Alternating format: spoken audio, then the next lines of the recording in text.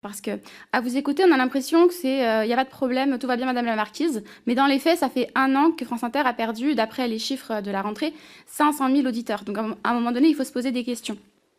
Et si on y regarde de près, il y a 1 an avant, qu'est-ce qui s'était passé? Je suis désolée, hein, mais c'est le licenciement de Guillaume Meurice. Et en fait, depuis ce temps-là, on a l'impression que vraiment tout part à volo, qu'on a des auditeurs qui font des intervenants réguliers qui sont tous plus ou moins sur la même veine. Benjamin Duhamel, Sophia Aram, etc. Alors vous dites que la radio n'est ni de droite ni de gauche, on sait très bien que c'est un slogan macroniste.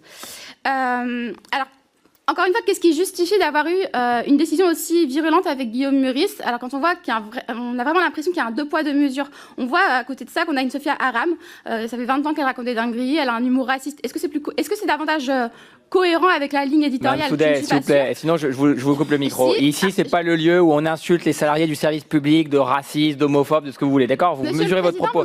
Madame Soudet, non. Voilà, non. Non, voilà, non. Non, mais non. Voilà.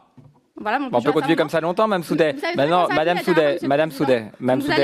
Soudet, c'est pas le lieu dans cette commission d'enquête où on qualifie une salariée du service public de raciste, d'accord? D'accord, donc c'est très clair. Donc soit vous revenez sur vos propos, soit on passe la parole à un député suivant. Je vais vous apprendre une nuance, Monsieur le Président. J'ai dit qu'elle avait des chroniques qui étaient racistes. Donc à un moment donné, il faut en tenir compte. J'ai pas dit qu'elle était raciste, j'ai dit que ses chroniques étaient racistes.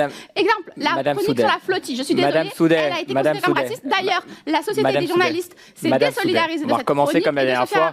Madame Soudet, tout ce qui est excessif est insignifiant, vous le savez. Vous êtes excessif par votre réaction. Donc, s'il vous plaît, on est dans une commission d'enquête, on essaie de poser des questions sérieuses. Vous venez traiter et qualifier une journaliste du service public, une humoriste, une chroniqueuse de raciste. Elle n'est pas là pour pouvoir y répondre. Elle n'est pas là pour pouvoir s'exprimer. Donc, on a devant nous, je termine, Madame Soudet, on a devant nous la présidente directrice générale de Radio France, qui jusqu'alors a répondu à toutes les questions avec transparence et franchise. Vous n'avez pas Sophia Aram en face de vous, donc évitez de qualifier une salariée du service public de raciste alors qu'elle n'est pas ici pour vous répondre. Donc je vous en prie, continuez. Qui était licencié comme ça, de façon expéditive, alors qu'à côté de ça, on a une Sophia Aram qui... On n'a pas une Sophia Aram. Madame Soudet, je vais arrêter, je vais enlever le micro. Vous faites attention à la manière dont vous parlez. On a une Sophia Aram, mais on est où ici? On est dans une cour d'école? On est dans l'Assemblée Générale de la France Insoumise, on ne parle pas des gens en disant on a une Sophia Aram. Mais vous vous rendez compte, Madame Soudet, vous vous rendez compte de ce que vous venez de dire? On a une Sophia Aram. C'est comme ça qu'on parle de citoyens français. On a une Sophia Aram. Qu'est-ce que ça signifie? C'est une sous-citoyenne? Madame Soudet, c'est une sous-citoyenne, Madame Aram? On a une Sophia Aram. Méditez un peu sur la manière dont vous parlez des gens. Au-delà du fait qu'elle est salariée de l'audiovisuel public. Allez-y à la question. La question, c'est quoi? Vous allez m'apprendre à parler, Monsieur le Président. Non, mais je vais vous apprendre à parler dans cette commission d'enquête, ça c'est sûr, oui. Parce que c'est moi qui suis garant de ce qui est dit ici et de la manière dont on qualifie les citoyens français. Allez au bout de votre question, mais on n'a pas une Sophia Aram, d'accord? Vous êtes méprisant. Oui, bien sûr. Donc, moi... C'est ce qui me qualifie d'ailleurs, c'est ce qui me caractérise. Oui. L'extrême droite qui rigole à côté, là, ça va. Hein. Bon alors, donc je disais que... Alors... Madame Soudet, quelle est votre question? Sinon, je passe au groupe. Quelle est votre question? Allez au bout de votre question, Madame Soudet. Allez au bout de votre question. Allez au bout de votre question, sinon on va passer au député suivant, au groupe politique. Allez au bout de votre question. C'est un peu compliqué dans ces conditions. Donc, alors, je disais que on a France Inter qui a perdu 500 000 auditeurs. On se pose des questions de pourquoi.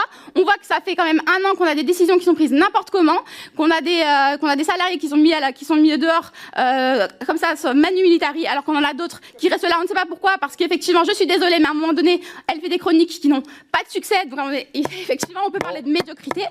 Je suis désolée pour Monsieur Cohen. Mais si, c'est ça la question à un moment donné. Quel est le droit de mesure? Excusez-moi, mais Monsieur le Président. Quelle est la question? Je vais passer, sinon je vais passer à Madame Adizadeh. Donc quelle est votre question? Quelle est votre question, Madame Soudet? Quelle est votre question? C'est qu'à un moment donné, est-ce qu'on est capable de se remettre en question quand on a une chaîne qui passe son temps à dégringoler et qu'effectivement on prend des décisions qui sont délétères pour celle-ci. Donc on a compris votre question. Est-ce que le départ de Guillaume Meurice explique la baisse des audiences de France Inter?